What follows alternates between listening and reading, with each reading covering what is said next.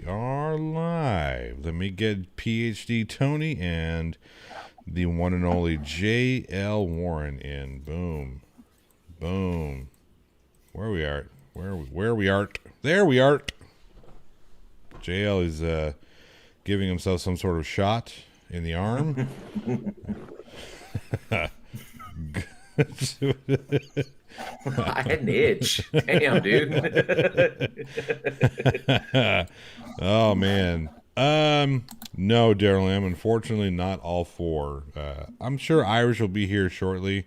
He had to get his golden shoes woven or some shit.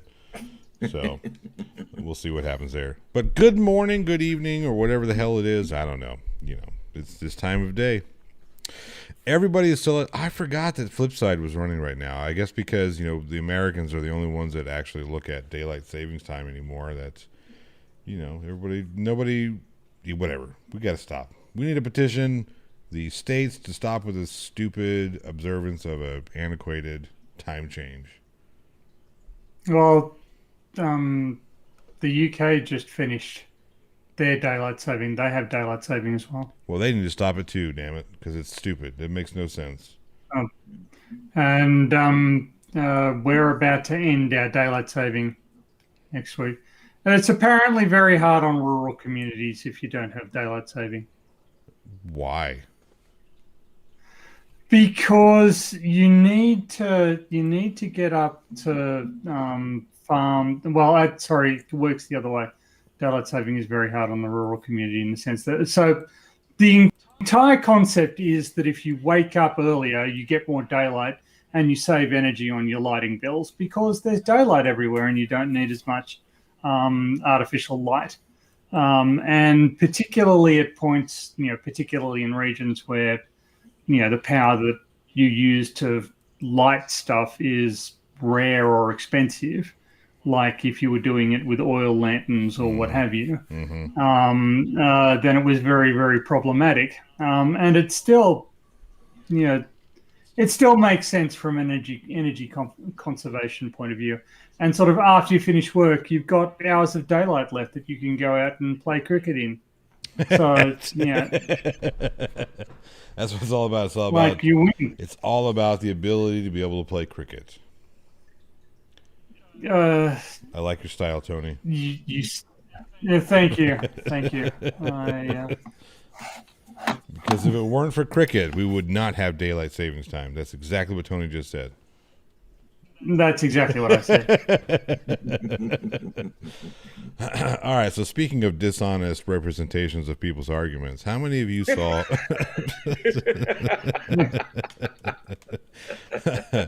how many people subjected themselves to the trifecta of PK idiot? I have to concede that I did not. You're probably the smartest one of us all. I'll say that. You are. I think he is, yeah.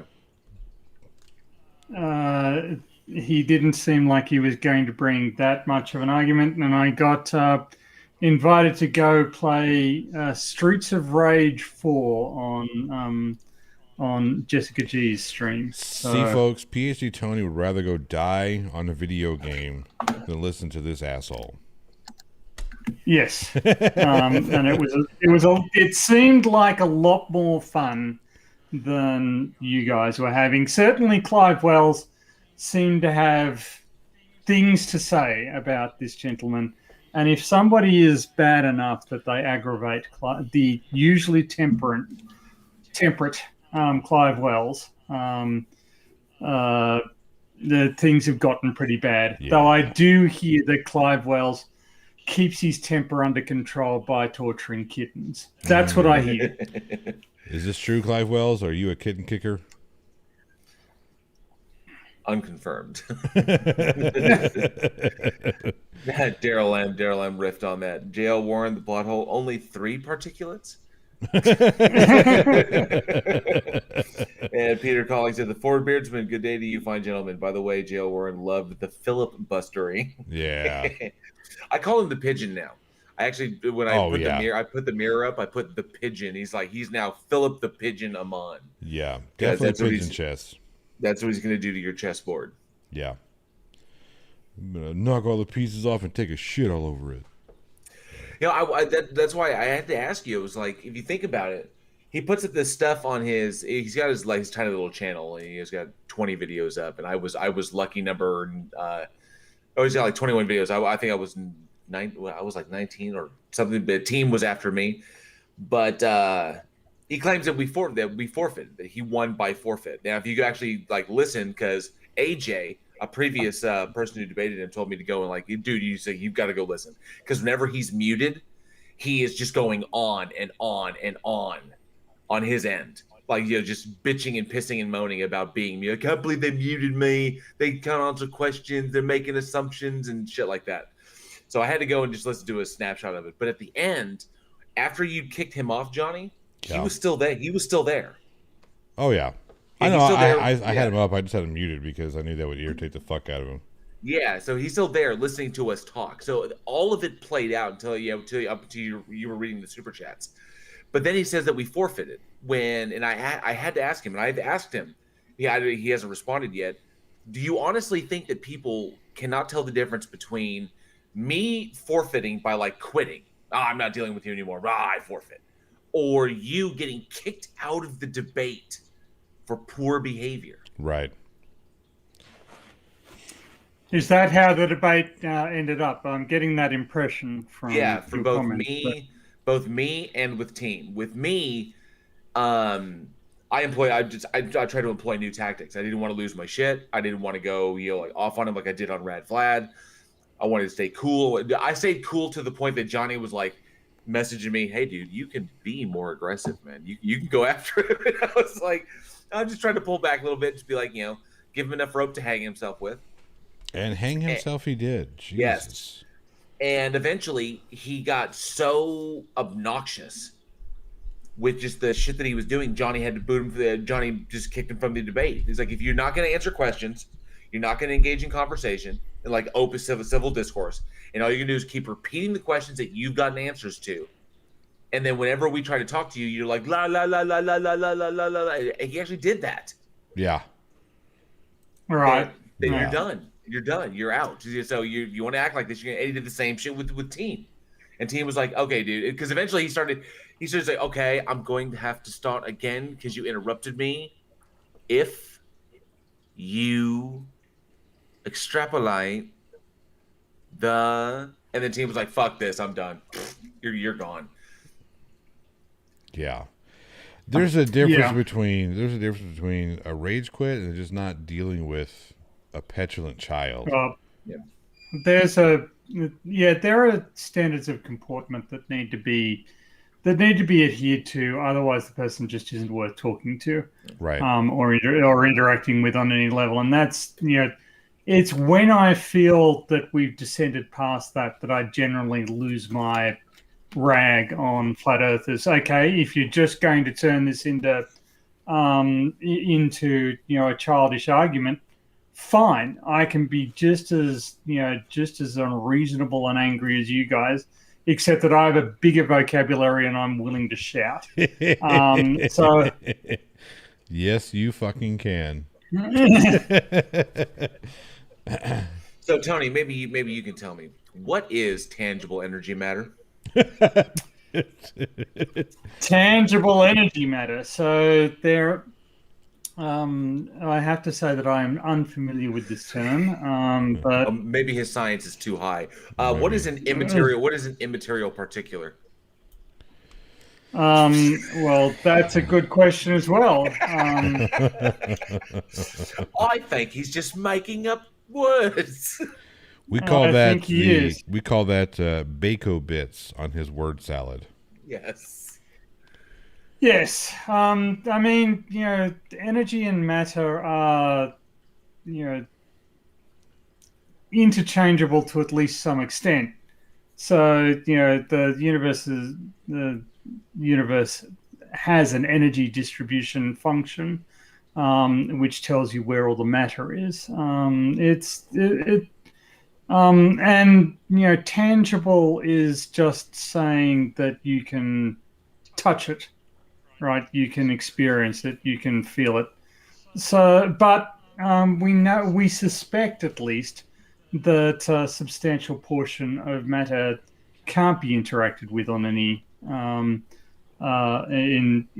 that sense. So it's quite difficult to understand what the hell he's talking about. Anyway, This is interesting. I should.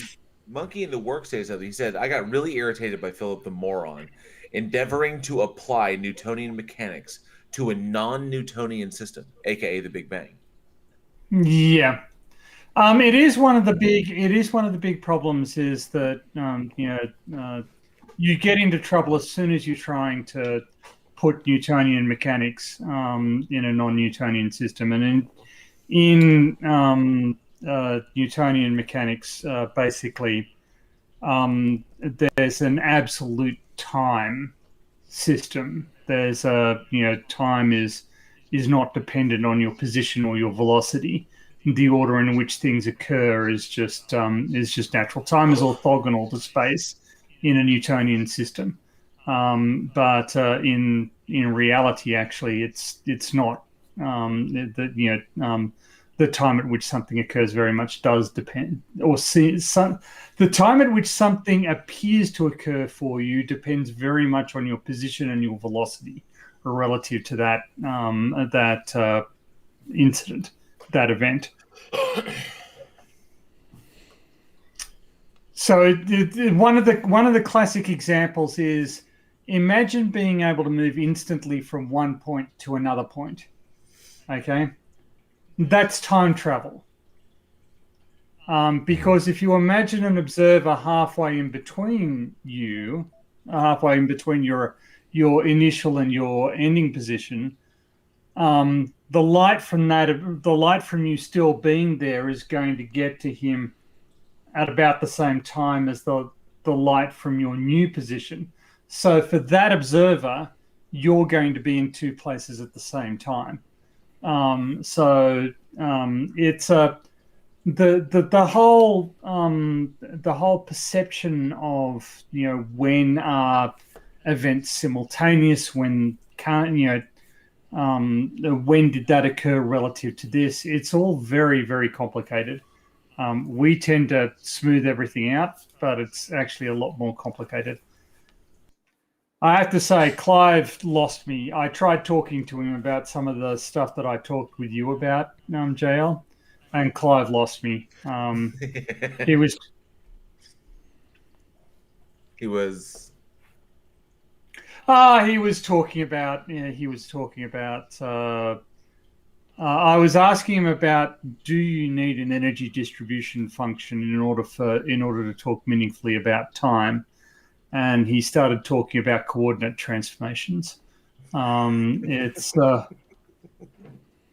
I know what coordinate transformations are, but I'm just wondering, how does it work? Anyway. So Peter Collins says, I think the phrase should be particularly immaterial, just like his argument. Well, that's a good point. Well, I was sitting there. I asked Clive. I was like, I went straight to Clive and just saw on my knees. It was just like, okay, I will take any lashings that I deserve for any misrepresentation of science that I may have accidentally done. So, educate me, please. Be gentle. I will take it. And Clive was so cool, but he gave me this giant wall of text, and it was like daunting. I'm like, okay. I was like, thank you. I'm going to dig through this as best I can, because I started noticing words in there that I actually think I'm going to have to look up. I don't know. I was like, I don't know what that means. But it's excellent to have that as a resource. That Clive is an amazing resource to have on the back end. And he knows I want to learn, and he's willing to take the time to be like, okay, start here. And then when you're ready to move forward, or I'll give you a resource. He's fantastic. Jessica has joined us from Starring. She was the guest on this evening's episode of Life on the Flip Side that you were bitching about earlier, Johnny. Was I? Was I bitching about it? Well, I'm going to say that you did. All I said was, oh yes, everyone is over there. Wasn't bitching. I was pointing out a fact. I was actually I was Okay. more bitching about the fact that the Americans still observe silly ass daylight savings time. That's what I was bitching about. Okay, don't misrepresent my argument. Most I'm going to start calling you most Philip. countries do still, well, most countries that are far enough away from the equator do still observe daylight saving time. Certainly Australia does, or at least the portions of Australia that are far enough away from the equator. But yes, we have no information on where Mr. Demon might be. Well, he just dropped a video. Yeah, but you know how Irish Did he is. indeed? You know how Irish is. He That's true. He dropped uploads videos that every 5 shit. minutes. He uploads that shit, forgetting what time to actually set it for, and then it, oh hey, by the way, you got a video coming out. It's like, oh shit, I didn't know I had a video coming out.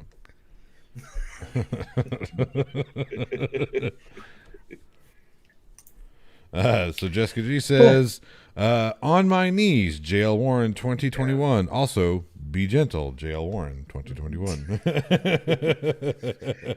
Jessica G, where have you been? We haven't seen you at Weekend Horror Streams in a minute. Like, you're not there to like talk shit to everybody, talk shit to us. We miss you. What's going on? This is true. Your presence, Yes. or lack thereof, has been noticed. I guess we're just getting old for. I guess we're getting too old. We're just Old. Well, I think you were up against some very rough competition this particular week because Jessica's internet didn't work for pretty much a week solid, and then on Thursday it started working, and the streaming bug had bitten her, and she wasn't going to give up the opportunity to stream just to go see you bunch of losers. So All right. spicy. Oh. Spicy Tony.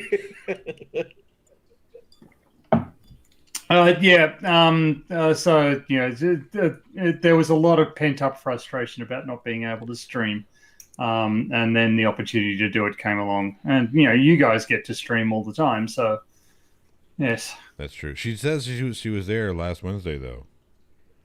Well, you see, I don't remember the pain, so I guess I put it out of my head. Lordy. Limey Play says we have a backup beard right here. I've seen Limey play in person. He doesn't. I can confirm he does indeed have a beard. He does indeed have a beard. But it takes more than that to qualify for this. You've got to be apocalyptic. Exactly. This is true. That's part of the entry requirements, and So I have to. So okay. So what was it? So Johnny is thinking about setting up. I think a debate between PhD Tony and Ken Hovind would be absolutely hysterical, especially if PhD Tony goes nuclear on his ass. I think that would just be great because because I know you've seen his stuff. The stuff that he's with Professor Dave and all that crap. yeah. So, but I'm really curious if you actually debate Darth Dawkins. So you've seen my video, and I'm certainly you've seen other videos of his as well. So you know what you're going in, what you're going up against.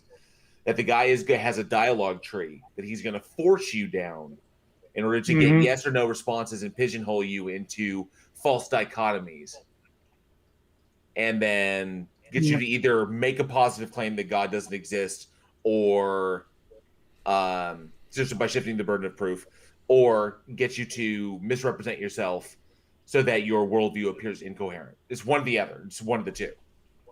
Mm-hmm. So what would be your... my approach generally is to try and state my position using short words, right? Just state it clearly. Over and over again. And if you ask me to change anything about it, I'm not going to change anything about it. My position is that I don't think that there's such a thing as before the universe. It doesn't make sense. You can't have time. From my perspective, I realize that Clive Wells has a different take on it. And also, I'd like to know what the definition of universe is. Now, I think that a lot of cosmologists are using universe to represent the stuff that notionally we might be able to see at some point. As something that, and they can construct things that are outside of that. To me, that's stretching the definition of universe, because the universe was kind of meant to be all encompassing. And the fact that we're a small pocket in a larger thing, well, you're just shifting the burden. What was before the larger thing? And does time exist in this larger space as we understand it? These are all questions that we're never going to get answers to, but or very unlikely ever to get answers to. But it just seems like, your argument is that you need a God for there to be laws of physics. Well, I don't agree with that.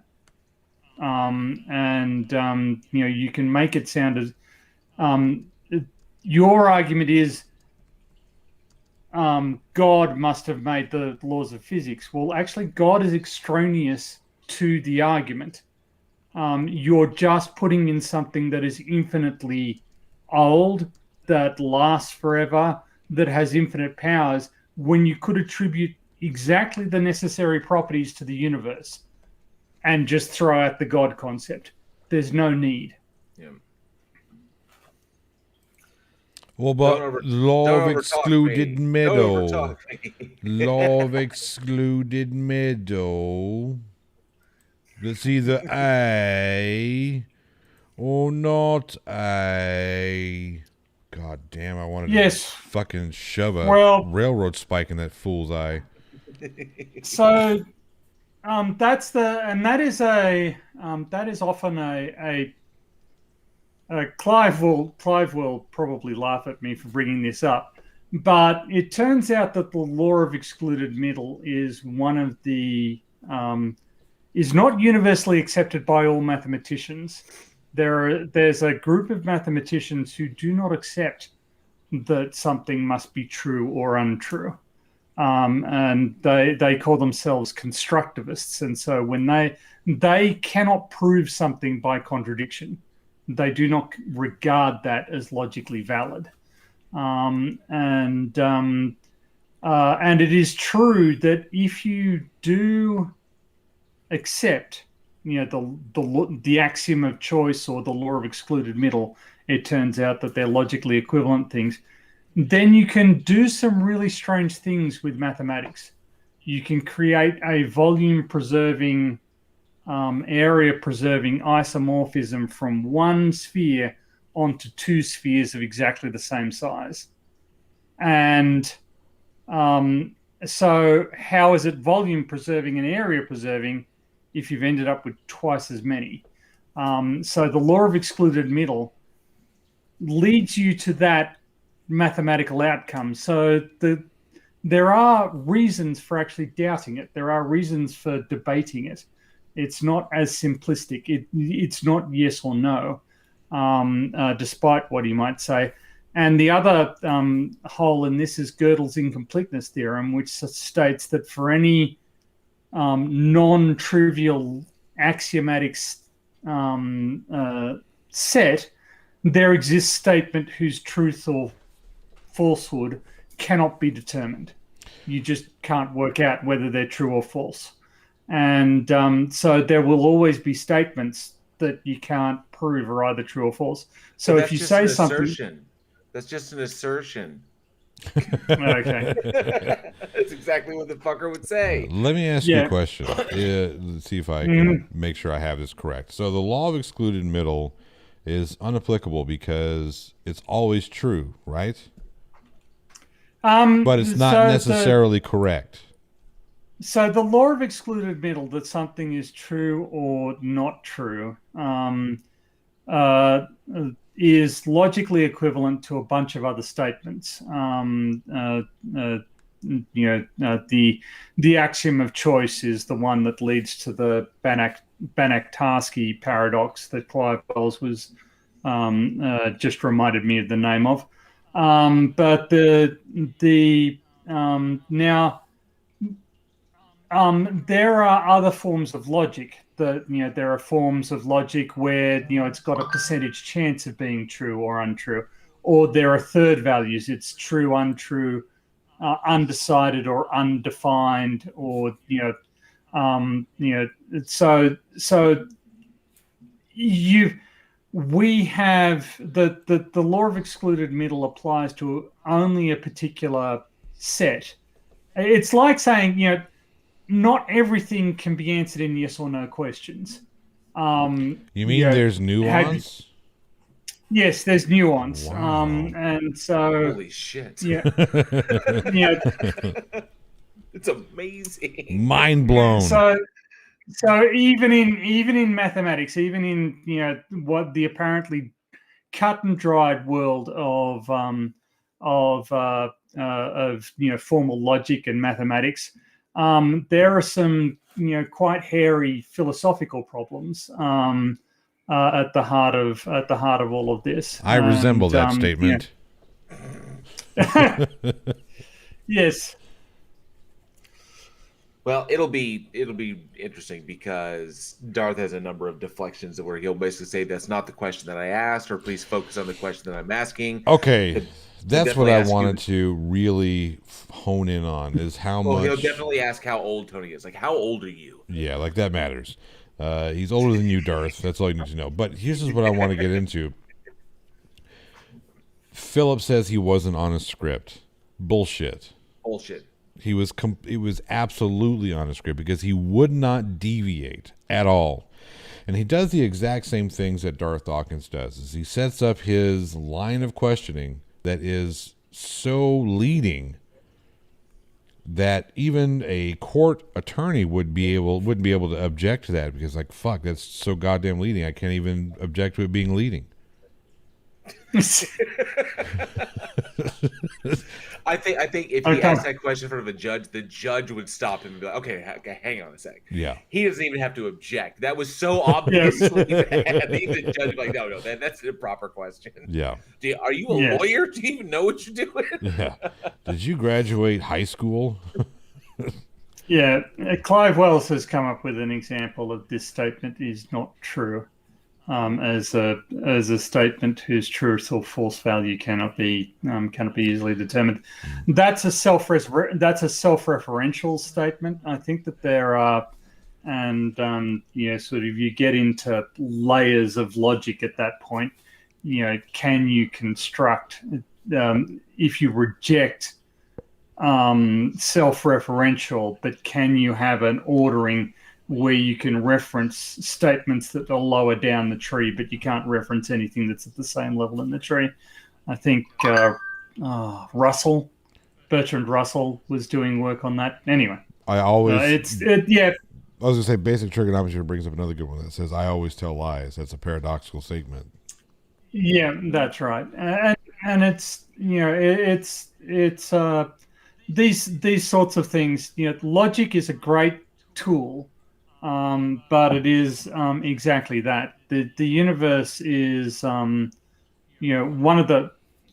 There are a couple of crises with physics at the moment, and one of them might be that we're trying to make everything too logical and too pretty and symmetric, and the universe is under no obligation to actually obey our concepts of what would be logical or what would be aesthetically nice to have happen. Now, would the law of excluded middle be more applicable in set theory?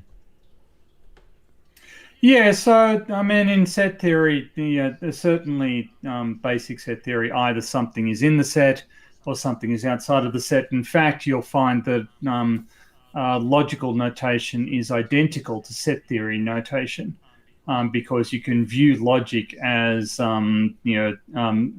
applying to the set of things for which this statement is true. And so, if it's this or that, then you're adding both of the sets together. If it's this and that, then you're only looking at the set of things for which both things are true. It's a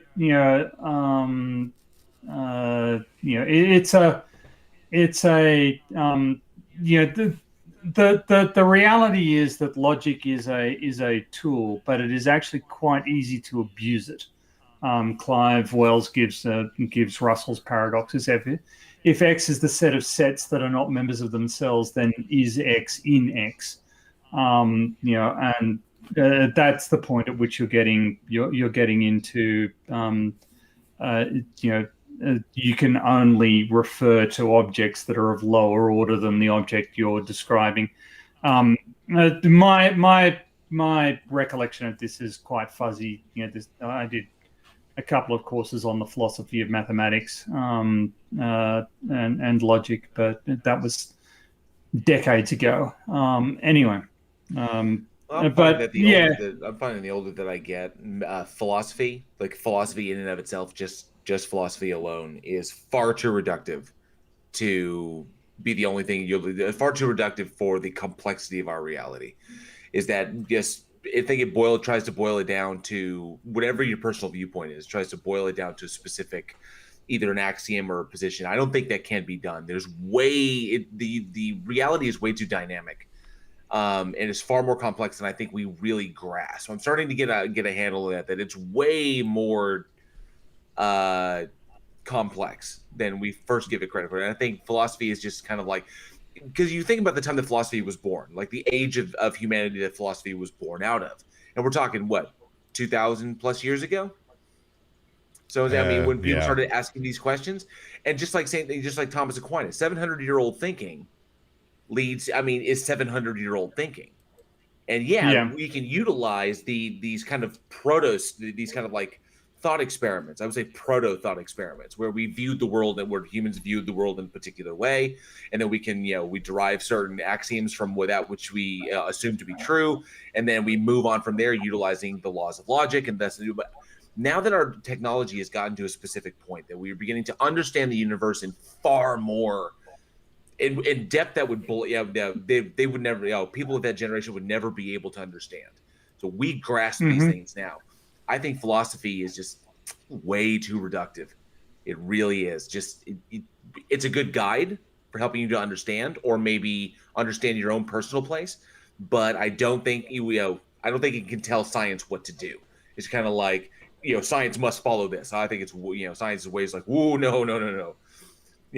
You stay over there, old thinking. We got new thinking over here. So. Well, I mean, there's an element of that, but you can certainly overcomplicate a lot of stuff with philosophy. The partition, I always forget the name. The idea of differentiating science from pseudoscience or non-science or bad science, is that particular problem is there's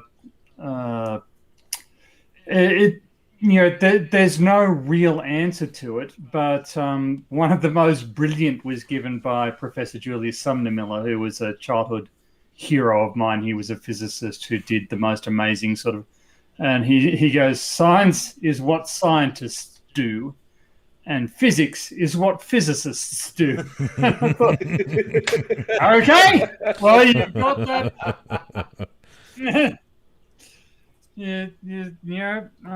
That. How do you argue with that? But pretty much neatly encapsulates the situation. Yeah. Yes, it's the demarcation problem. Thank you, Clive. I was looking for it, waiting for Clive to give it out there, but yeah, there it is. So what do you gentlemen think, or where do you think philosophy falls into this whole equation? Do we really just need to chuck it out the window, or does it have value? I think it does have value. I think the problem is, and I was actually thinking this. I'm glad you asked, because the other day I was at work and it was just, typically I'm listening on Discord, and I had this sudden thought, and I don't know if this is I don't think this is a new thought. I think probably greater minds than mine have come up with this, but I was sitting here thinking, thousands of years ago, human beings are sitting here beginning to really and truly, contemplate the world, to contemplate their place in the world, and there is a dichotomy between what the world is, like how the world is, and how people wish the world was. Okay, is and ought. It's like the world ought to be this way, but the world is this. Now you got to be able to deal with it. You've got to be able to reconcile that how you think the world should be is not always how the world is. Okay, justice, truth, these things are abstracts that we try to apply upon the system itself, but it doesn't always acknowledge that this is the way the world is. So people would come up with lines of thought with things that supported how they wish the world was, but still allowed them to reconcile how the world is. And it felt to me that there was the only word I could come up with is it felt like that was slightly disingenuous. Because if you allow that form of bias to enter into your line of thinking, then you're ultimately clouding your judgment as to your relationship between yourself and how the world is, because you come at it from a line of thinking that you will operate as though it is this way to justify what you are to reaffirm what you think it should be, instead of simply acknowledging what it is and then working with that system. So I'm kind of rolling around in my head how many lines of philosophical thinking are born from a foundation of bias or even self-delusion. And I don't know. I don't know if this is an old. I'm pretty sure this is an old thought. Probably smarter minds have come up with this, but it really, really bothered me. And then I began to realize that philosophy really is a reductive idea designed to help us control and to understand and have a better control of our world, is what it is. I want to dispute that, and I want to push back a little. I don't think that philosophers would assert that you have to think the way that they think. I think philosophers are trying to explain the way that they view particular issues, and you're at liberty to do otherwise. But there are levels to which things become absurd. There is a suggestion that for every binary outcome in the universe, there are two universes. It spawns. We're constantly, spawning these universes at unfathomable rates. And so somebody came up with an ethics question. So if I make a good decision here, that means that I'm condemning the me in another universe to make a bad decision. Is that ethical? And you just go, what? So out of consideration for this douchebag me, who may or may not exist, I'm supposed to start making bad decisions now? That's just insane. And at that point, I don't care if you're right or you're wrong. It's really immaterial. There are hypotheses that even if they're correct, you don't need to pay any attention to. I'm not sure if Clive Wells is one of these, but if you talk to particle physicists, they will tell you that free will is an illusion. You don't choose the paths that the particles going through your brain take. You just have an illusion that you're in charge of things. It may be an illusion. I don't care. The distinction is not worth considering. And it's not a very productive. I don't consider it a very productive way of looking at the universe. So I ignore it because it's impractical. And I think if everybody were going around saying, well, I'm not in charge of my actions, I'm just doing what the particles tell me to do, society falls apart fairly quickly. Jessica G says, Tony, tell JL about how wrong he is. Mock him a bit. Let the anger Let the consume anger you. You didn't deliver. You didn't deliver that line correctly. You have to bring that. Let the anger consume you. You got to bring it down a little bit. Yes. It's got to be more Yes. sinister. Yeah, exactly. Exactly. Come on now. I can feel your hatred. I am getting very much a dark one. And actually, Darktonius. Darth Tony. I do. This brings up something that's been annoying me for weeks, which is the Jedi versus Sith controversy. And I think that both the Jedi and the Sith need to be just treated for the delusional, the destructive cults that they are. So you're a gray one. I don't care to be labeled in that fashion, but a gray Jedi. You're basically neutral. You're up the middle because the Jedi and the Sith they're both fundamentalist. But you just called me a Jedi. I am not a Jedi. No, but you're labeling. They're particular teachings. I will not be pushed. I will not be pushed, labeled, indexed, you will take my force push. Or numbered. You will take my force push.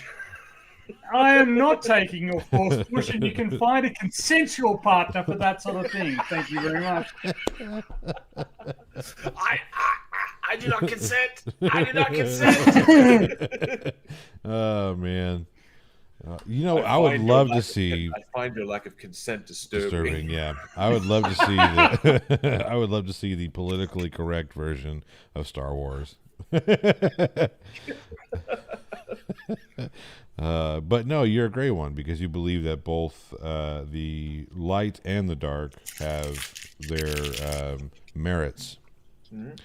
You're neither Sith nor Jedi, even though they are called the Gray Jedi. That's why I left out the word Jedi, because I knew it would trigger you, Tony. Okay. Yeah, because the gray Jedi acknowledge that the Jedi Order and the Sith are two sides. They're two sides of the same coin, but they're extreme. They're both fundamentalists to a fault. Right. And that you need to take some from either side, but you don't have to fall to your hate. But your emotions are a source of great power, as long as you don't fall prey to them. Right.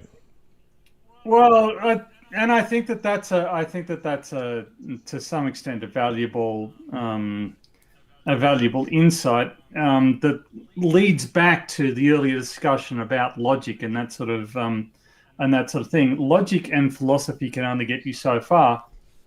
Ultimately, we have emotions, and they're not always logical. They're not always rational. They're not always interested in what's best for you. And yes, I lose my shit. I know I do. And I've perhaps got a shorter fuse than anybody else on the panel, I think. But fear leads to anger. Anger leads to hate. Hate leads to the dark side. Yeah. Well, and that's actually a very profound point.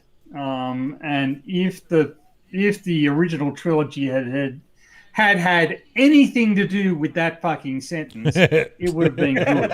Well, here's a big question. Okay, because we remember Obi-Wan Kenobi told Anakin that Siths deal in absolutes.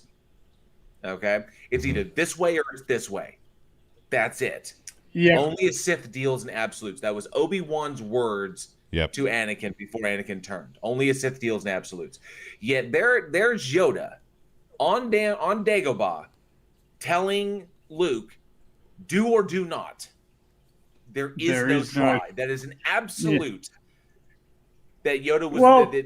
And no wonder Luke faltered at one point. I think that's a little bit. I think it's a little different. I don't think that's differences in application. But go ahead, Tony. Yeah. Well, I mean, but I think that Jail is on to a central point. So if you if you look for the point in episodes 1 through 3 where George Lucas breaks his own continuity, destroys the narrative that was constructed in the first 4 through 6. It starts in the scroll of episode 1. Mm-hmm. In the scroll of episode 1, he is already contradicting what we know about the Jedi. Because what we know about the Jedi is that they were so obscure that Han Solo has no idea who they are. Luke knows about the Clone Wars and is very excited that Obi-Wan Kenobi fought in them, but he has no idea who the Jedi are, or what they did. But in episode 1, the Jedi are so important that 2 of them are sent out to resolve an interstellar trade dispute, because all the kids love trade disputes. And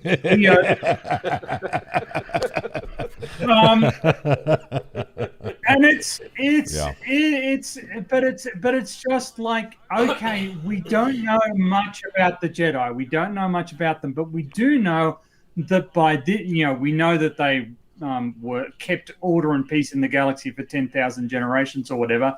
But presumably their glory days were long behind them years ago, because they have just gone. They just, nobody knows who they are. And yet, no, they were still in charge. They were still basically occupying Coruscant. And so, we're left with the idea that George Lucas just didn't have any idea about his own continuity. He just contradicted himself whenever it was convenient for him. Yeah, it's either that or he just made the conscious decision to say, fuck it, I want to sell tickets. I want to, have laser fights, and we want to, because there's so many different ways they could have gone with the whole Jedi narrative. Because Luke Skywalker is 18, 19 years old in episode 4, right? So he's still a teenager. You mean to tell me that in the 20 years after the end of the Clone Wars, people have just so forgotten the Jedi Order and how important they were based on what the first 3 films showed? Okay, so explain to me, explain the concept behind the Clone Wars without telling me about Jedi. Right, exactly. How is that? It's not even possible. It's not even possible, because if it weren't for Jedi involvement, there would be no Clone Wars. Yes. Well, there would be no clones. Exactly, because there would be no clones. Right. But if I remember correctly, didn't Han think that Han knew about them? He was aware of them, but he didn't think that he thought the Jedi were urban legends, and he thought the Force thing was just this like fringe religious belief. Like things. He was like, yeah, they're like cults out there that believe that crap, but the Jedi, they didn't exist. And I was like, it's urban legends, stuff like that. I think Han had an awareness of like the mythology. Yeah, but the problem with that is he was in the outer rim where there was Jedi activity, and not just a little bit, a lot. Yeah. Jessica says, I said it from the beginning, this is a kid's film. I made this film for kids, then proceeds to make a film about a trade embargo. Kids are... Yep. I like embargo, with garlic and salt. Always. Something else. Basic trigonometry says, I love a good embargo, man. Yeah. But it's, just, the idea that they've been eradicated from history in some sort of, Stalinist style revisionism, or 1984. We're talking about an entire fucking galaxy here, and so, if you look through the expanded universe stuff, Jesus Christ, the central characters in that, they can't move 2 steps without tripping over some Jedi that the Empire missed, or some treasure trove of Jedi lore, or what have you. It's just every goddamn where. Yeah, and it's But, that's there's so many things you could have done better. Surf does make a good point. So if it's only 20 years between Well, episode 3 and episode 4, Obi-Wan has really let himself go, right? He well, kind of looks like I do. think about it. Think about it. Let's assume that Obi-Wan was in his mid 40s. Right? Let's say 45. So 20 years, 45 to 65. I mean that's average. You know what I mean? Especially living on a desert planet. I guess so. It can take its toll. Anyway, I am so annoyed. Yeah, by but 20 years. But 20 years to go from Ewan McGregor to Alec Guinness, that's pretty harsh. that is pretty harsh. That's some hard living. I mean, look where they lived. Look where they lived. Look at Uncle Owen. Uncle Owen is the one who aged the most. Because at the end of episode 3, Uncle Owen would look like he was a 20, 30-year-old man. Now he looks like he's 80. And then he's one of the pieces of literature that has most restored my faith in humanity was Troops. The little short. Do you guys remember that? Mm-mm. The little. So Troops was basically a cops style documentary. So they had a camera crew. They had a camera crew following these stormtroopers on Tatooine as they were going around. It's fucking hilarious. So this is your droid. Oh, it's your cousin's droid. Which one's your cousin? That guy over there. If I go over and ask him, is he going to say it's his droid? They were just kind of taking, You never seen this stuff, Johnny? No, I haven't seen this one. It is absolutely epic, and I was going to go and describe the ending, but it's it has this just really, really fascinating take on the events of episode 4 from the perspective of a stormtrooper, and the stormtroopers investigating what's currently going on. Just in the area is like.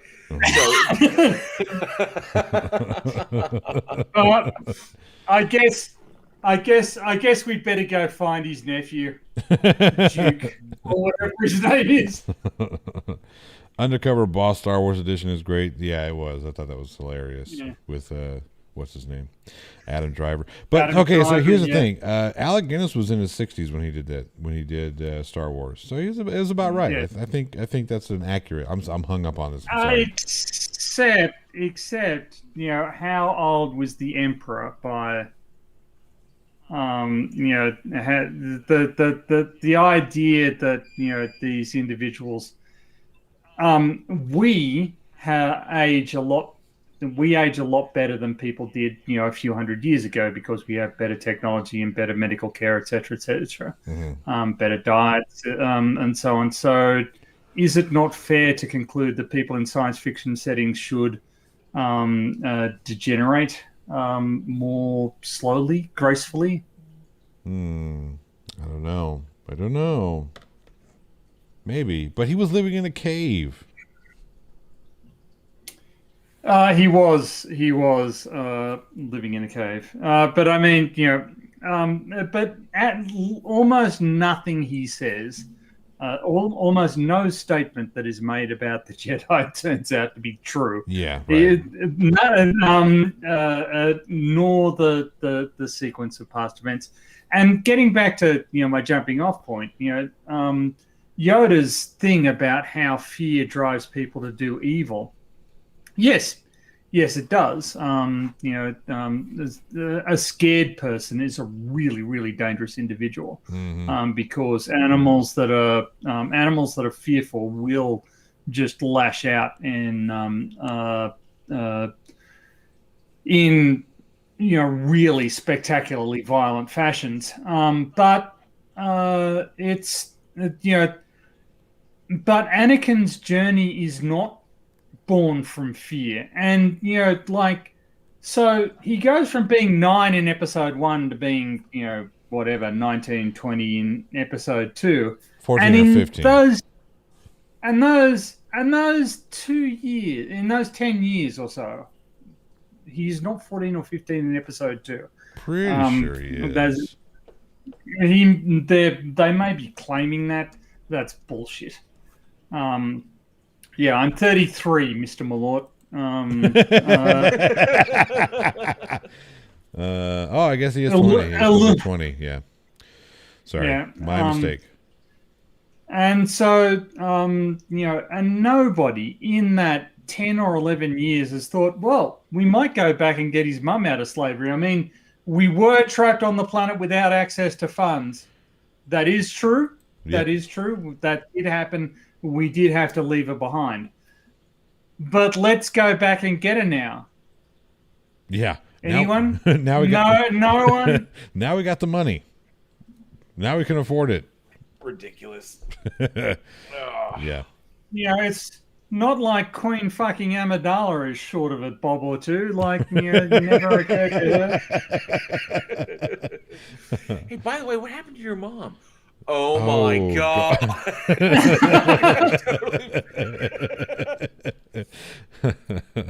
Yeah.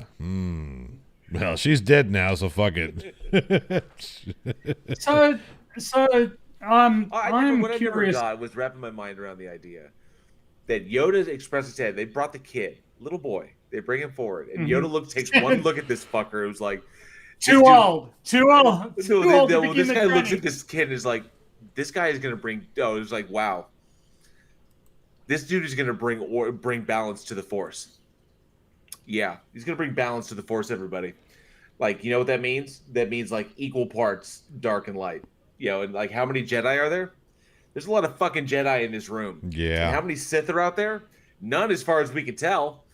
So balancing this shit out means a lot of us motherfuckers are gonna die. Yeah. but never. It's just like. So quite frankly, he deserved a bullet. If you were being rational, okay, well, we'll bury the body out back, I guess, along with all the other. They were really high.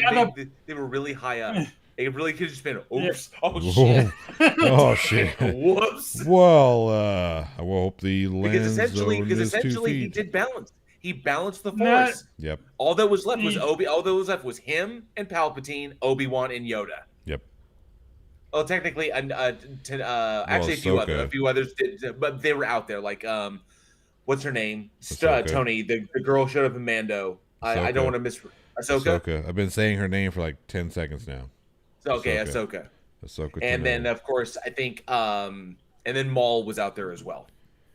Yeah, but you want to talk about some retcon bullshit. That's some retcon bullshit right there. That motherfucker was cut in half.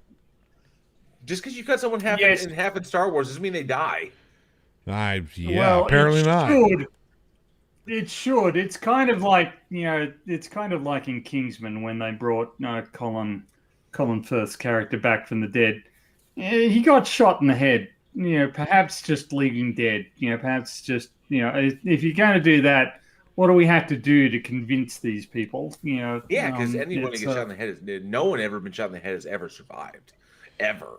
Yeah. Yeah. Well, yeah, actually, that's a true statement. However, the odds of you surviving from being shot in the head are very, very low.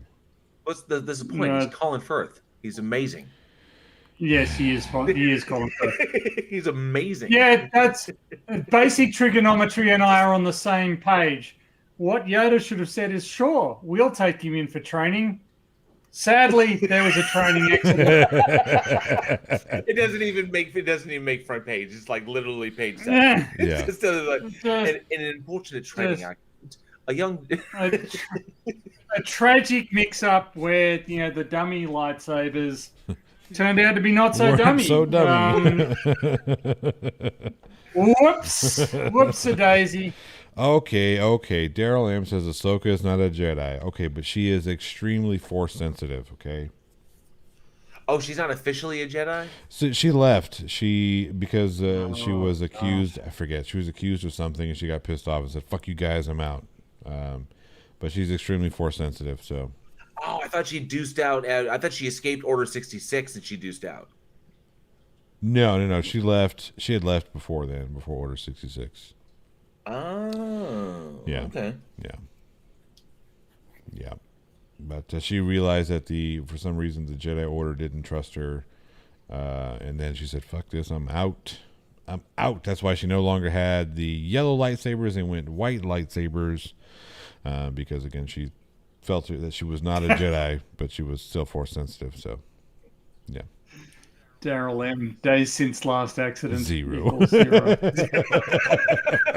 This sounds like a Family Guy scenario. This sounds like a Family Guy anime that should have shown up in an episode. Sure, we'll take it. Oops.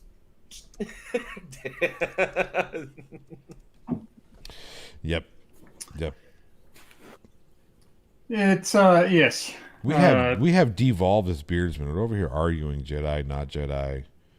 Well, I mean, quite frankly, I think that everybody in the, one of the things that I did want to say is that it has been an absolute joy to not have to worry about what some, rotund geriatric in the White House might do. And,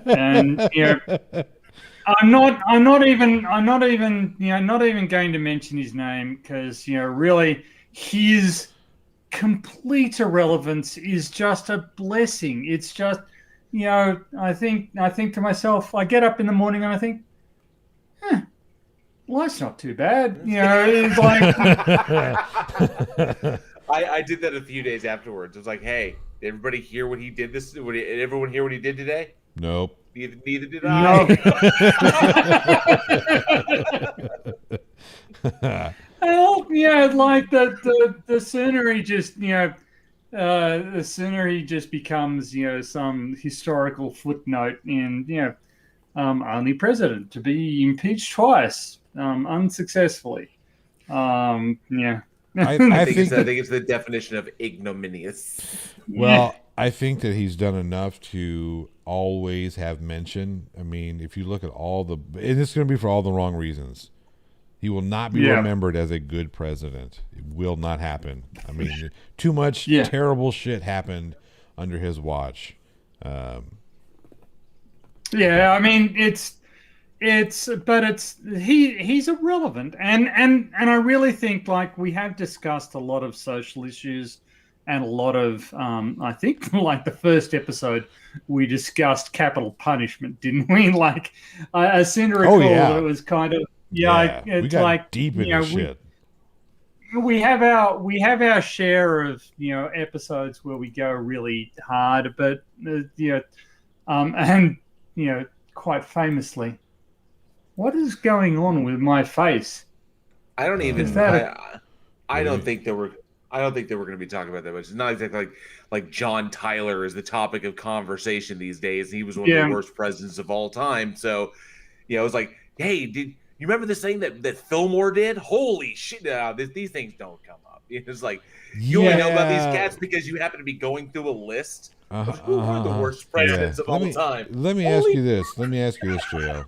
JL, let me ask you this. What plague did John Tyler famously really just dig us into? What plague? Yeah. Exactly.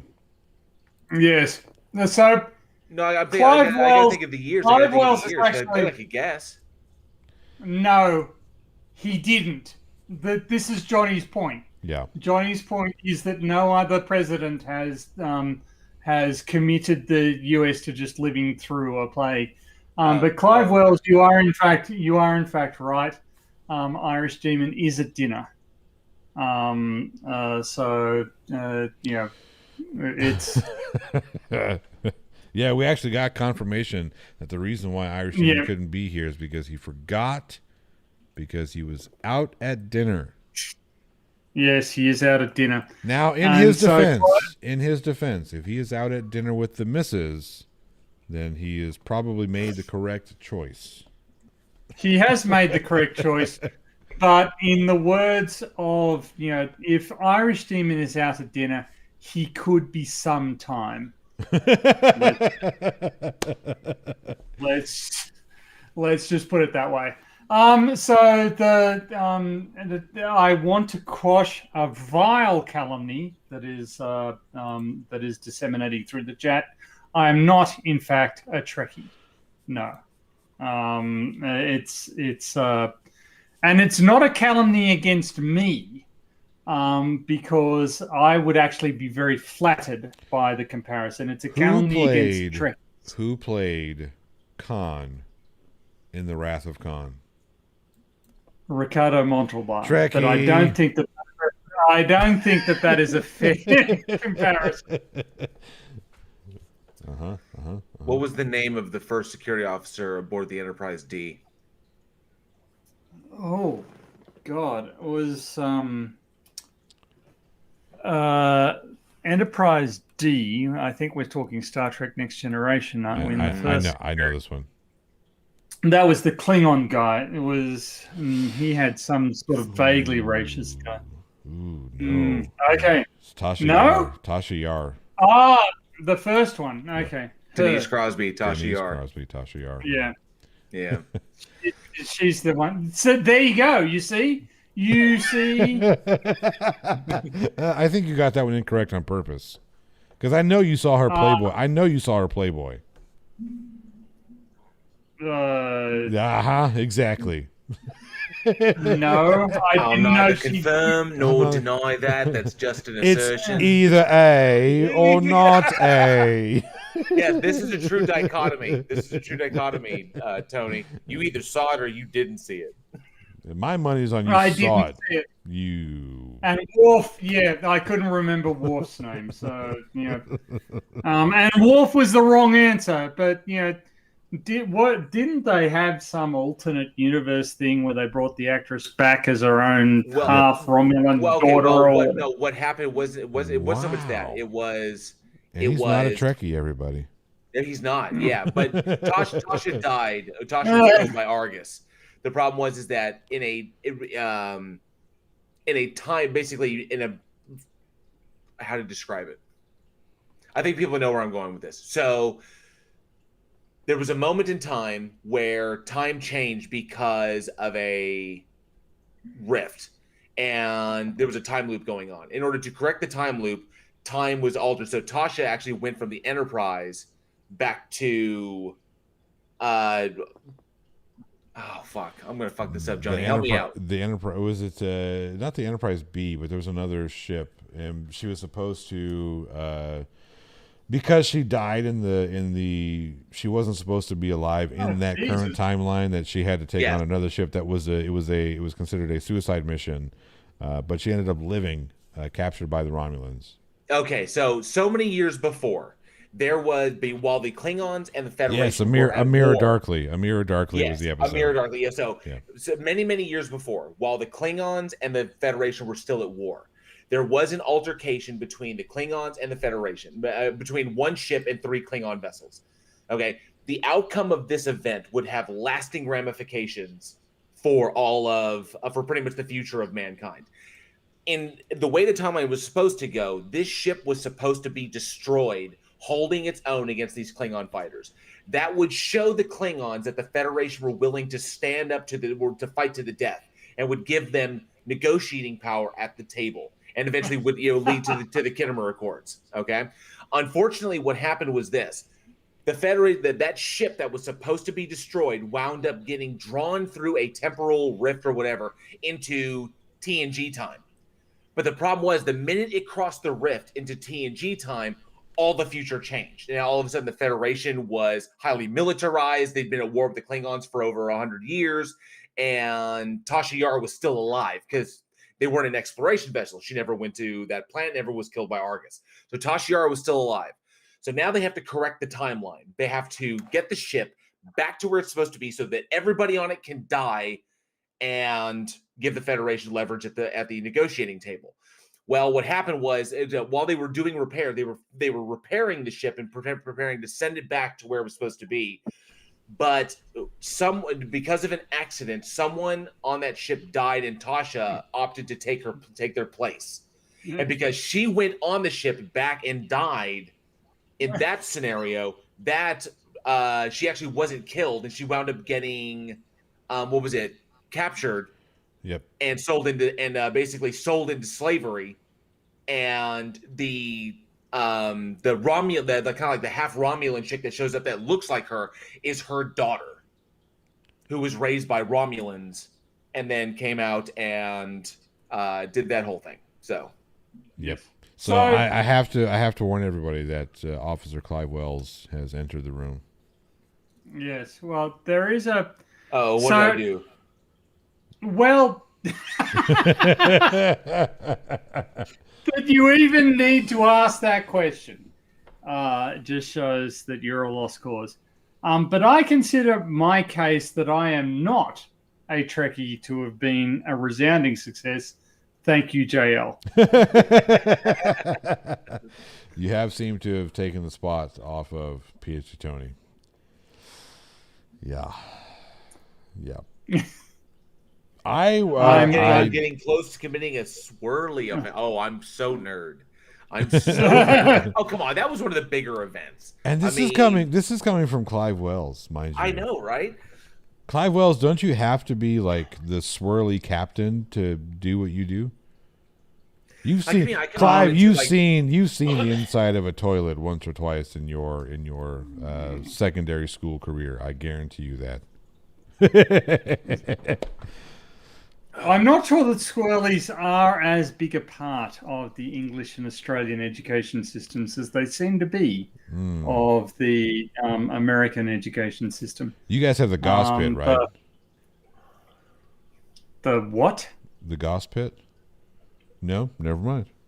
Moving Not on. a term that I'm familiar with. Moving on. Well, unpopular opinion, DS9 was the best of all Trek series. I agree. Space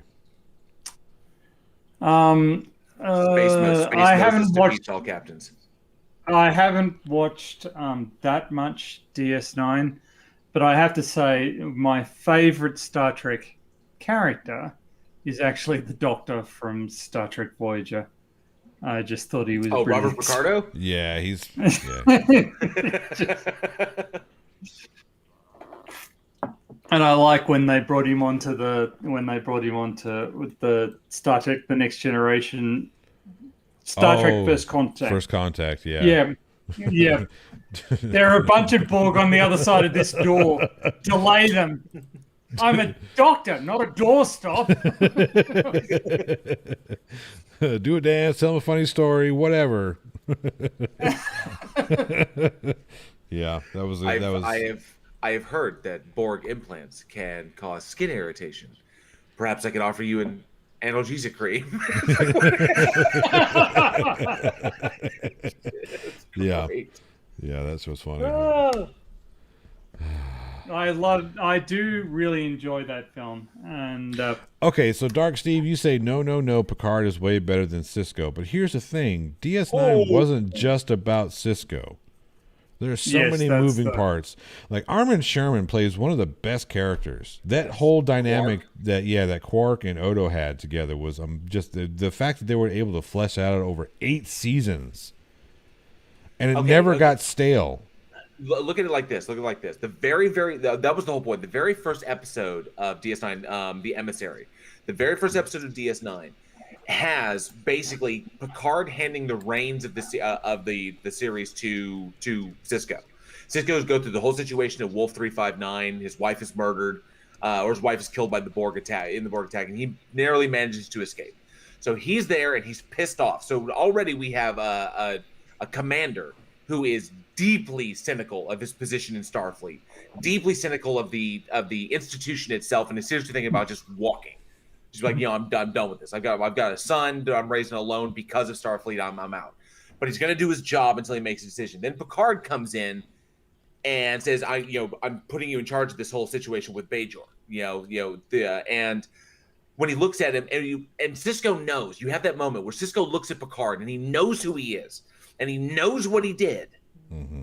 Okay, because he's sitting across. So he's holding cards that Picard does not have, and Picard is unaware of. So we get to see Picard put in a moment of genuine self-reflection, where he has no argument.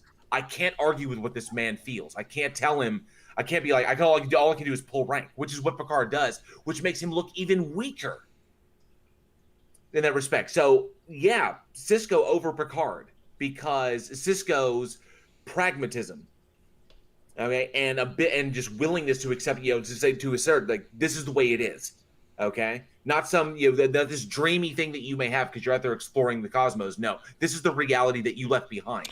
Yeah, And then DS9 was Picard having to deal with that definitely was so poignant. yeah, DS9 was definitely a little more dark than the Next Generation.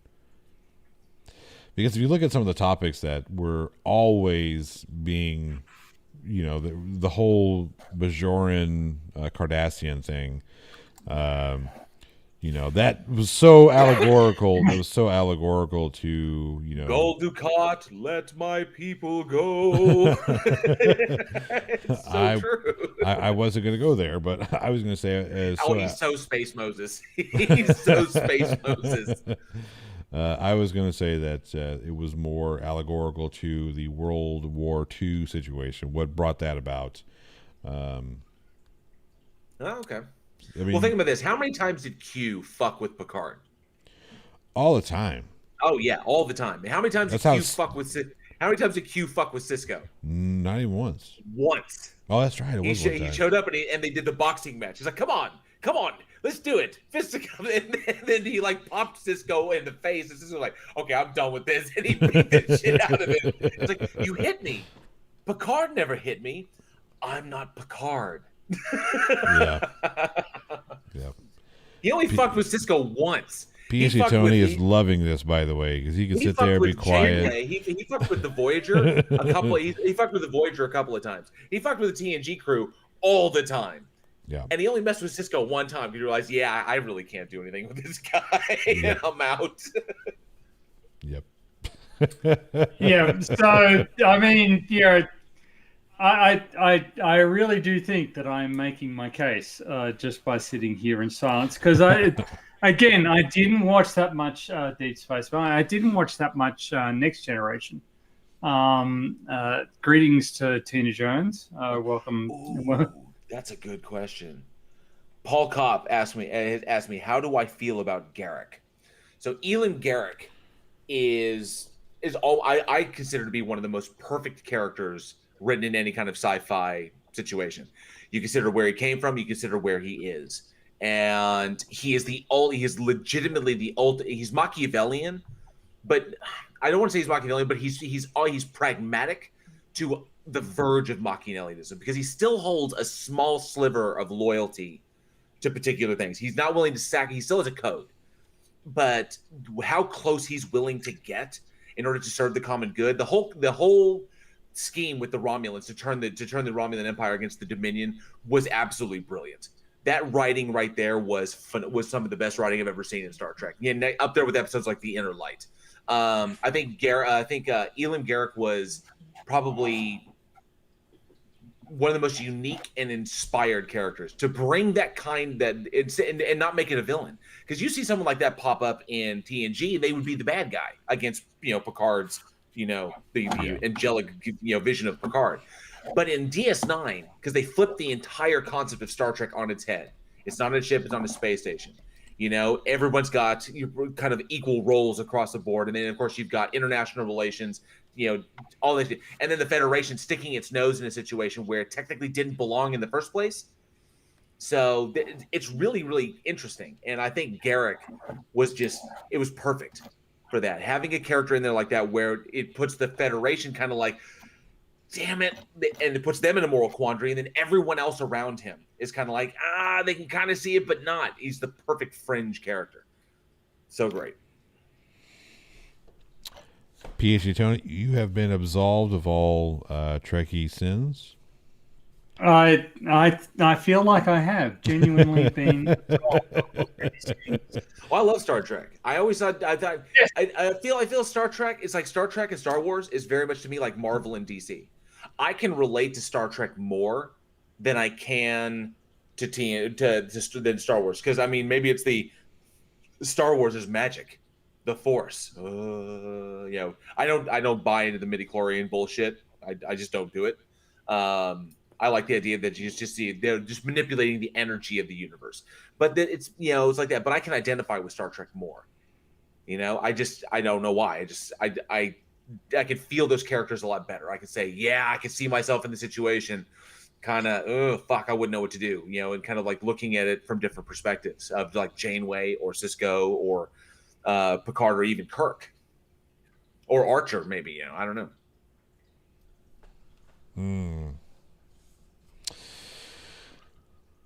Yeah, Clive, go ahead and give him a wedgie.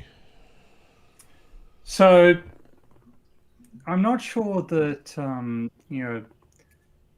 there would. So obviously, you two were heavily invested in Star Trek as a series.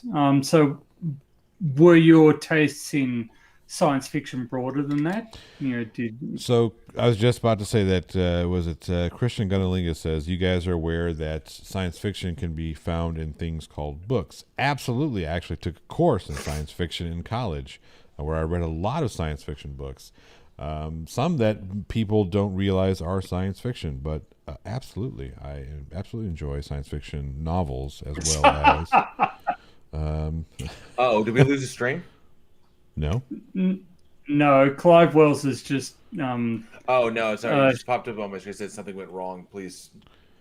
How do Star Trek, Star Wars relate to the second law of thermodynamics at J.L. Warren? I don't fucking know. technology of such an the technology can become so advanced it appears like magic. It's indistinguishable from magic. I don't know the exact quote. PhD Tony probably knows the quote. I'm not thinking of it, but technology of such a sufficient degree of advancement would be indistinguishable from magic. So I don't know. It may look like magic. Teleportation is magic. I don't fucking know. All I know is it's not people running around with fucking TK and deflecting light blasts with a light sword. Oh, we're going to go there, are we? What about the times that they broke their own fucking universe, eh? For instance, when they cured somebody's cancer by looking at their looking at the transporter records and just recreating the person out of molecules without the cancer in them, which effectively means that everybody's immortal, right? Doesn't matter what happens to them. We've got the transporter records right here. We can just build them.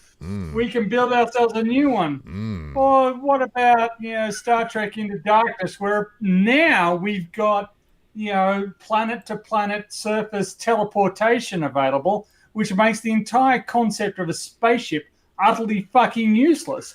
Like, okay, well, first and foremost, that's Abrams' Trek, and there is an argument between Roddenberry Trek. I'm saying there's an argument there between Roddenberry Trek and Abrams Trek.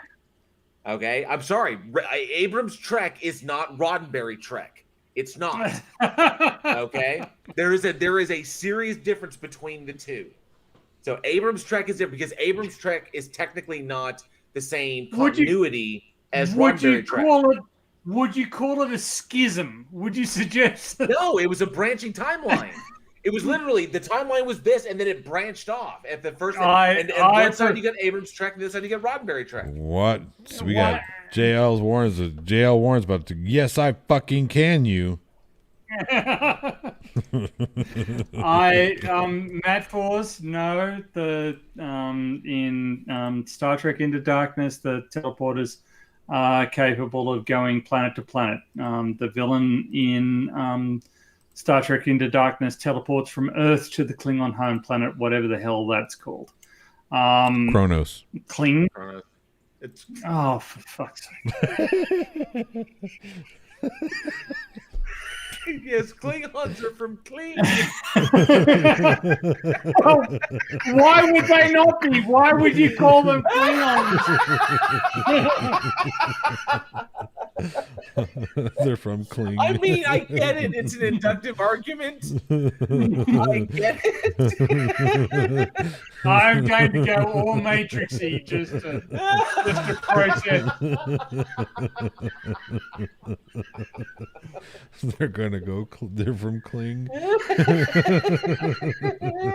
We're from planet Kling. We're from planet. It occurred to me. It occurred to me halfway through that sentence that I didn't know what the Klingon homeworld was called. Oh. Hi, everybody. We're from planet Kling. It would make more sense. Where are Earthlings from? Glober Mom, you bite your tongue. You bite your tongue, Glober Mom. What'd she say? I'm gonna put you in timeout. Or not? Oh.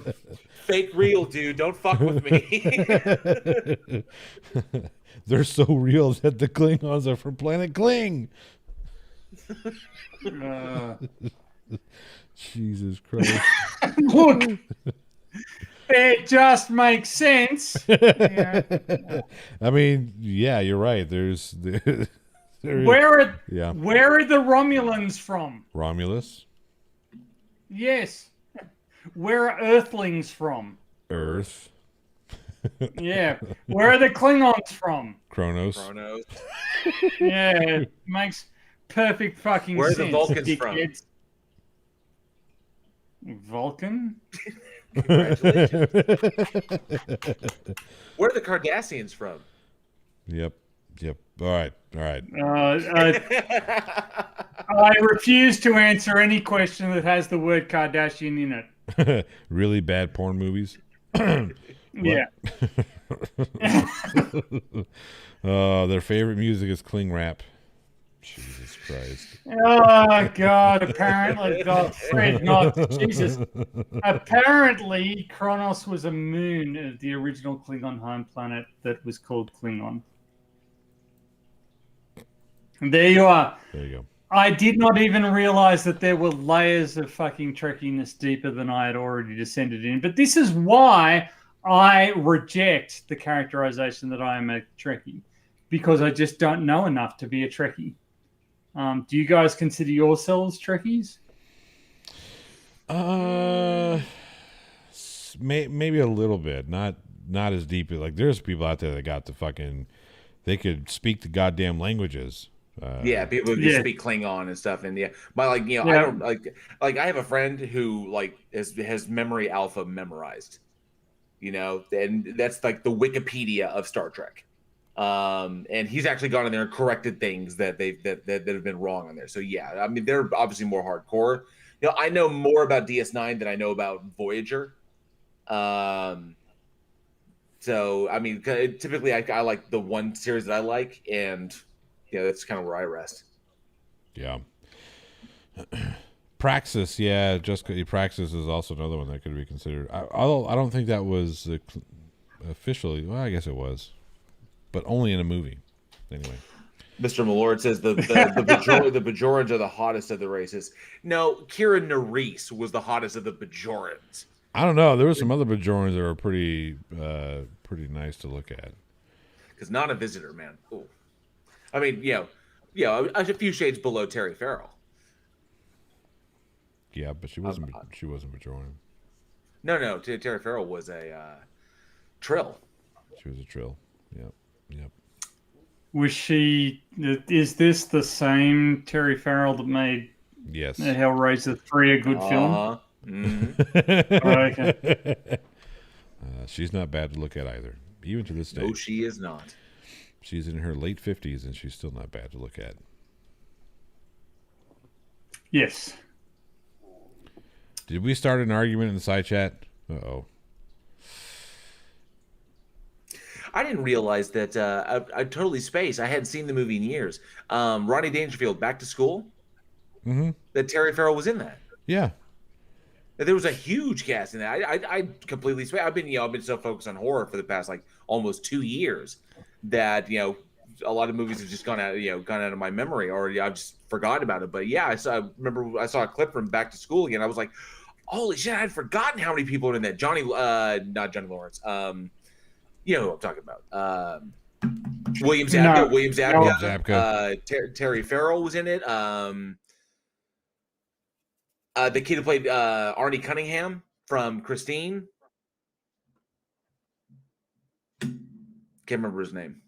Great, Keith Gordon. Keith Gordon was in there. So I mean, so many people. It's like it kind of blew my mind. So I want to point out something, and it's going to disappoint JL deeply. But I got quite fortunate with the first few trivia questions on Week in Horror. I am nowhere near as au fait with horror trivia as you seem to. I have no idea who the character Arnie Cunningham is in Christine, nor who played him. So and I think, and you kind of go through every question going, I bet PhD Tony knew that. No, PhD Tony doesn't know that. There actually was Johnny. There actually was a standard. It was a standard. It's like I bet PhD Tony knows this. It was, yeah. Well, you got like the first. You got like the first 5 in a row, didn't you? Some crazy like that. First 5 rows. I had to think about it. So I sit here to think about the trivia question. What am I going to ask? I got to this can be too much. Or he'll remember that we talked about it something we talked about it like 7 episodes before. Like, oh, I remember when they mentioned that. I got this. Yeah. I was like, because I said, the last one was, Danny Trejo. Danny Trejo holds the record for the most on-screen deaths. Well, we talked about that like 4 episodes prior. Yeah. I was like, okay, so yeah, and then I was going to ask this trivia question because we had a Danny Trejo movie in the deal. And I was like, I'm pretty certain he doesn't, actually. He does. It's 73. Well, he's well behind. He's well behind the leader because I think that's either Christopher Lee or Peter Cushing. Christopher Lee's number 2. Okay.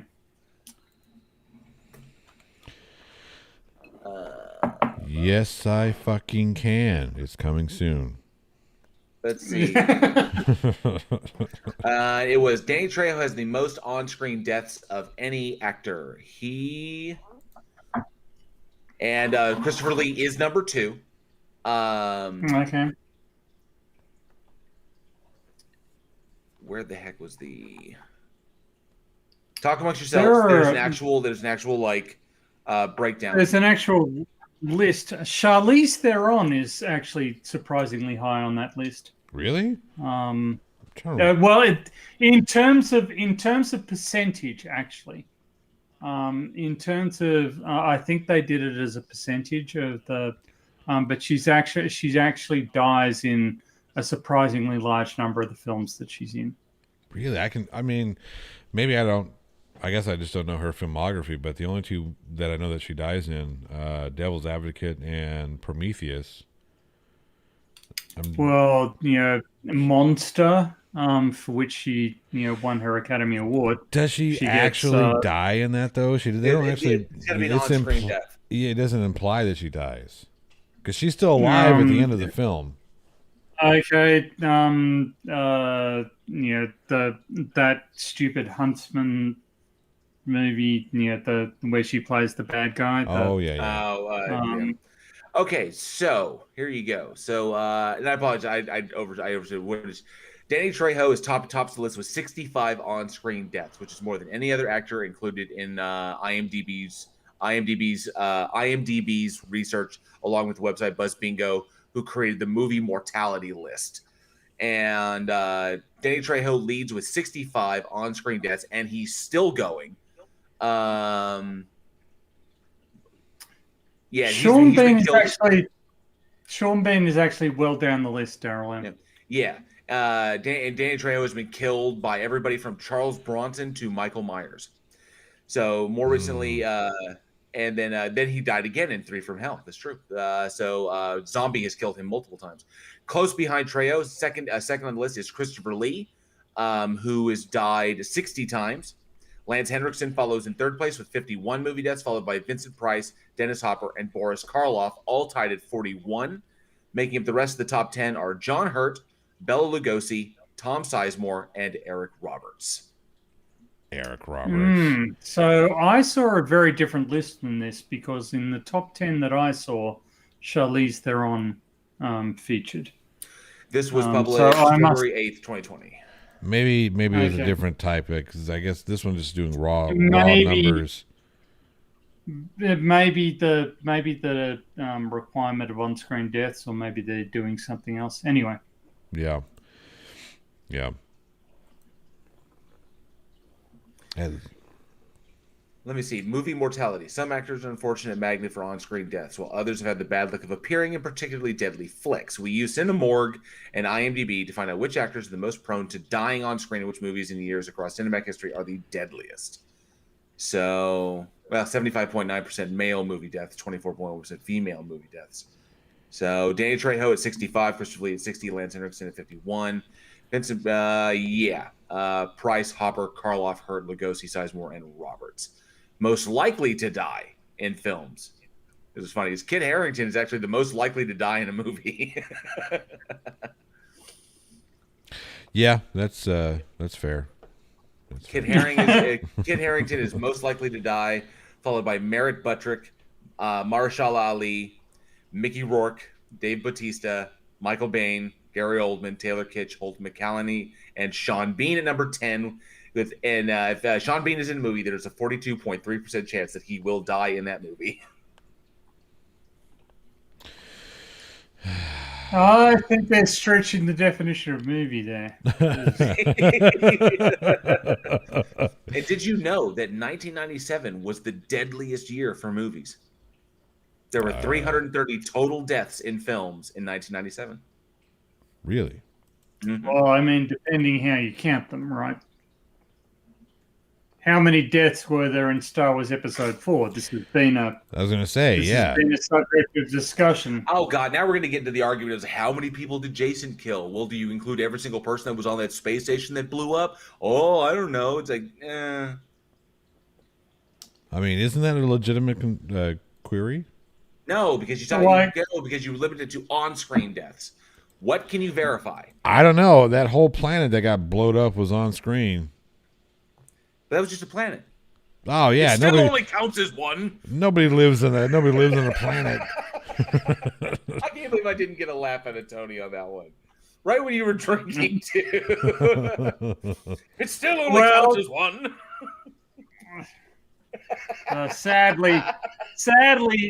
Sadly, that line is poisoned in two different ways. One is nerd.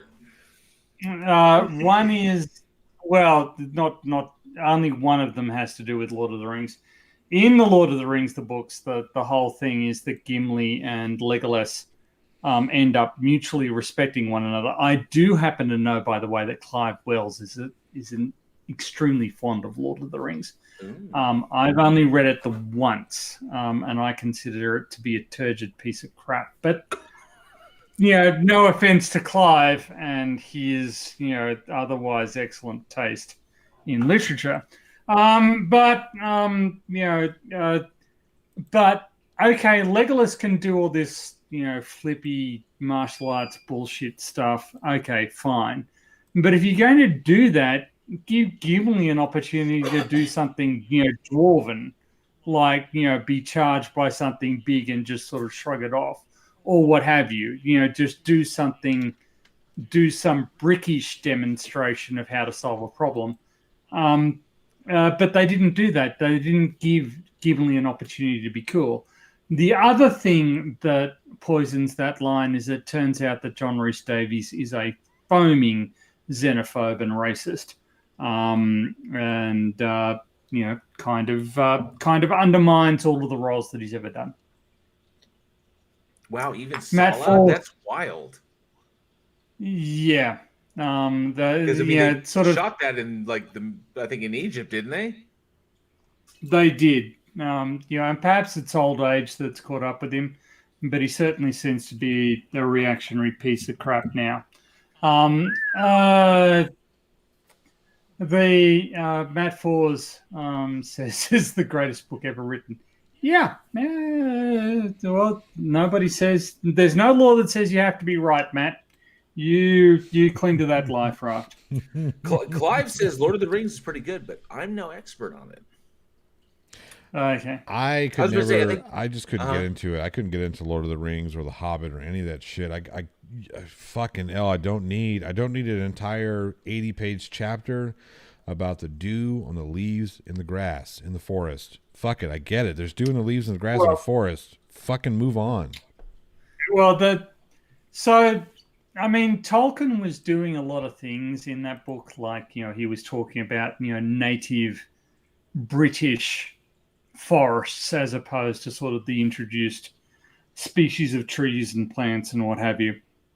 So he was making sort of comparisons that the average person didn't care about.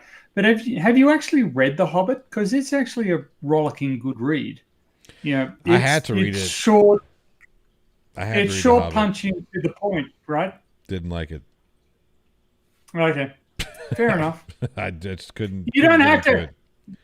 You don't have to. You don't have to. You don't have to like anything.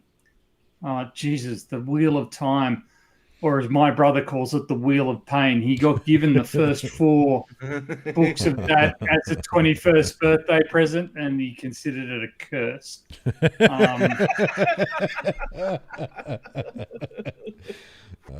Is your brother one of those that has to finish what he starts?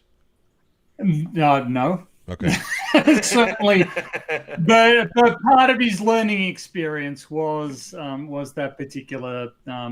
He kept up with it, I think, until book 7 or something like that. He's just gone, oh, fuck this shit. Nothing's happening in it. I think if you want to consider yourself a Lord of the Rings expert, I consider like Peter Jackson and Stephen Colbert to be like the bar. Like if you want to consider yourself an expert, it's right there. Because those guys, I mean, now I even think I think Stephen Colbert actually speaks Sindarin. So yeah, he could do. I was going to say Elvish, so you're even more of a Lord of the Ring nerd than I.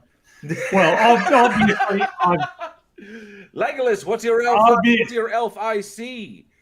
A bunch of Uruk-hai, you fucking racist.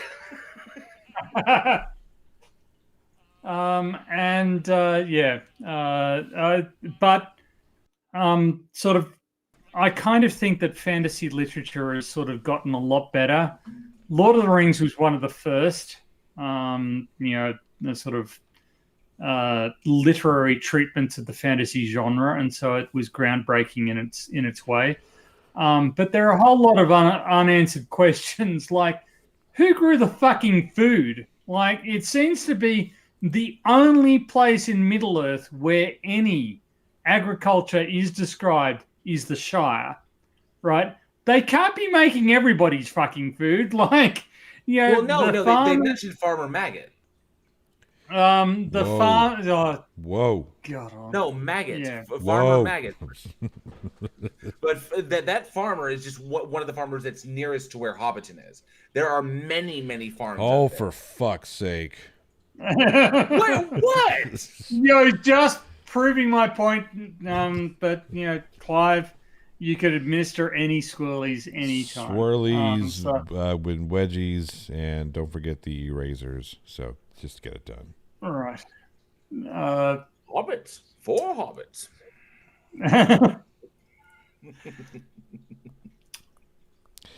Well, I will say this. I like when I hear theists and on Discord, when I hear like theists or other people I like preaching, because nobody wants to go to Discord to hear a sermon. They want to debate or they want to discuss. But when I hear like some of these theists like just preaching like straight from the Bible or just preaching the scripture, I have Galadriel's opening monologue saved on my phone, and I will literally pop it open and I will start reading it saved on and I'll start phone. Reading it at the same time. And I've done it like 3 times so far, and everyone, and then eventually everybody shuts up, and it's like, and the people are like, hey, can we hear from like the Lord of the Rings again? Because I don't want to hear this fucking scripture bullshit. I'm like, yes, that's how you disrupt it. You just start, and it's not a screaming monologue. It's something really quiet, and everybody knows it. And they, it brings back memories. People want to hear that. So instead of just hearing like, you're going to hell if you don't do what I say. What they That don't is what a they don't very realize what they don't realize is that they're already in hell because they're having to listen to JL read the fucking Hobbit. No, it's the opening monologue from Lord of the Rings. I know. It's a fucking joke, JL. God damn. Oh Jesus! What have we? I think someone in the comments said, someone in one of the comments in the video said, "Assertion."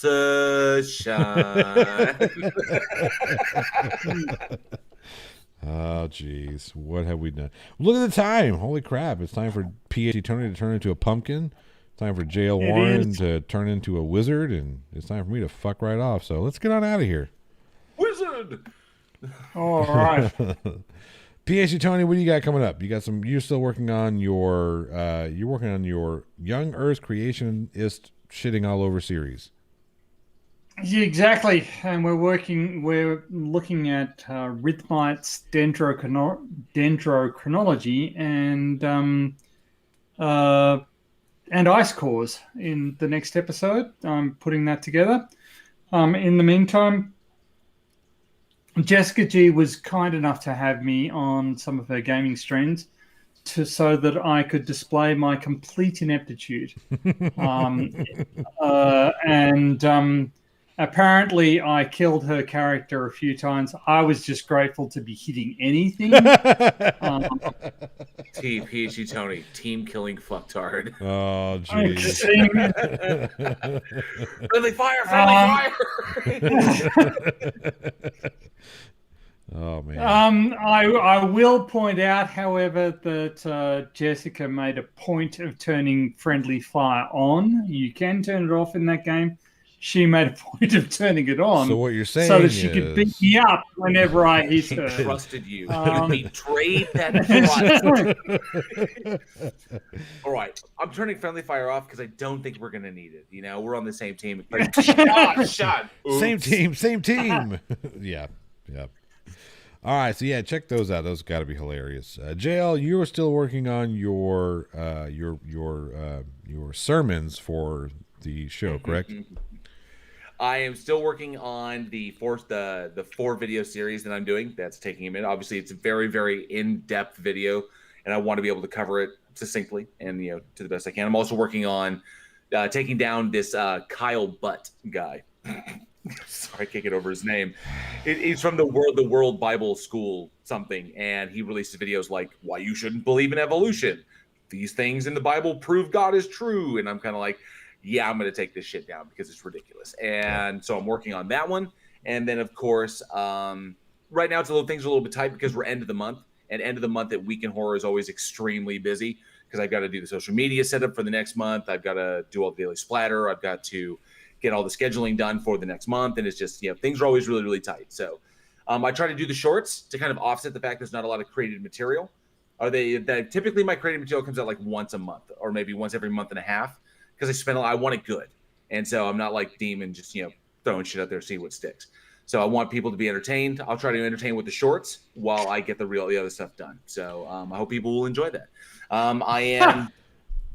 What are you laughing at? I hope people enjoy my shorts. JL Warren. Enjoy my shorts. They are nice and clean and thought-provoking. So... Do they have little red hearts on them? And sometimes polka dots, sometimes four-leaf clovers. Oh, wait, no, those were Irishes. He left them here. Anyway, so I'm at 713 subs, and I hope to be before the summer's out, I hope to hit 1,000 and catch up with the rest of the Beardsmen because you guys have left me in the dust. No. PhD Tony has. No, I'm only at 1,200. So, still 500 ahead of me. Well, yeah. I think that sort of the toxic nature of Flat Earth kind of just put my output way down, and I couldn't be bothered. I couldn't be asked responding to anything that the Flat Earthers said, which has kind of killed my channel growth a little bit. But hopefully, moving on to a new subject will remedy that. The young Earth creationist stuff, yeah. Yep, I've got a story on modern day debate coming out for the news. I need to get a couple of people who would like to go on record. So if you have some time today, hit me up. Plothole1@gmail.com. We'll figure something out. And then I've got dingleberries and all the fun stuff coming up too. But that's all I got. Let's get on out of here so we don't. I want to lodge a formal complaint Okay. in that there was absolutely zero plot hole cuteness today. I know she was And sleeping. I, for one, feel personally robbed. Yeah, she's still asleep. She's up there. Normally, she's been down bouncing around and whatnot. But we've had an eventful week here. We had a tornado come through a couple days ago, and yeah, it's been kind of fun. Lots of big hailstones and shit. Big hailstones and shit. Well, So as long as they are all hale and healthy and living their best lives, then I can be happy, I guess. they're upstairs. Actually, we just added a new turtle to our family, so I've got to go to the pet shop and get some turtle stuff. So All right. Anyway, that's what we got going here. Everybody say goodbye. Bye. Bye.